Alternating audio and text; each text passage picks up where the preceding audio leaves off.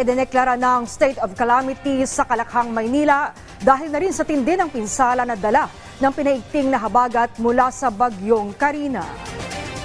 Nalubog ang malaking bahagi ng National Capital Region at maraming residente ang pansamantalang nakatira sa evacuation centers ngayon. Agad naman na pinag-utos ni Pangulong Ferdinand R. Marcos Jr. ang mabilisang paghahatid ng tulong sa mga apektadong residente. Bayan, ito ang special coverage ng PTV at inyong ulat bayan. Kaugnay sa matinding pagbaha, hindi lamang sa Metro Manila, kundi sa malaking bahagi ng bansa. Binaha ang maraming lugar sa Metro Manila at kalapit na lalawigan ngayong araw dahil sa bagyong Karina at habagat. Yan ang ulat ni Abby Malanday. Nalubog sa baha ang maraming lugar sa Metro Manila at kalapit na lalawigan ngayong araw dahil sa nagpapatuloy na apekto ng bagyong Karina at habagat.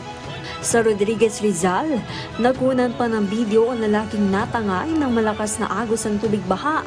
Agad namang ipinaalam sa lokal na pamahalaan ang nangyari. Sa Montalban, Rizal, nailigtas ng ilang residente ang dalawang lalaking inanod ng baha at isang motorsiklo. Hindi naman nakaligtaang sagipin ang mga hayop na ito sa Maynila sa gitna ng masamang panahon. Lumutang naman ang isang sasakyan na ito sa Vito Cruz Taft Avenue sa Maynila nang hindi makayanan ang lalim ng baha. Sa Quezon City, napilitang lumusong sa baha ng isang delivery rider para maihatid ang kanyang food delivery.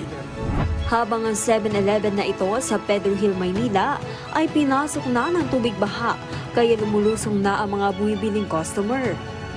Samantala, sa kabila ng pagbaha, idinaan na lang ng ilang netizens sa katatawanan ng hirap na dinaranas dahil sa bagyong Karina. Sa Santa Ana, Maynila, isang batang lalaki ang nagpaduyan-duyan sa nakalaylay na bakal habang baha ang kanyang ibaba. Ilang hito naman ang nagkapasok sa Court of Appeals ang nagkuhanan ng video ng ilang netizens na nagpupumiglas pa. Sa Quezon City, tila na sa isang resort ang dalawang lalaking ito dahil sa pagsakay sa bangka at nagsasagwan pa. Habang ang isang lalaki naman na ito sa Quezon City, enjoy sa pagsakay sa isang laruan habang nasa baha. Sa ngayon, iba't ibang tulong na ang ipinaabot ng lokal na pamahalaan sa kanilang mga nasasagupan. Sa Parañaque City, naghandog ng libreng sakay ang local LGU para sa mga stranded na commuters.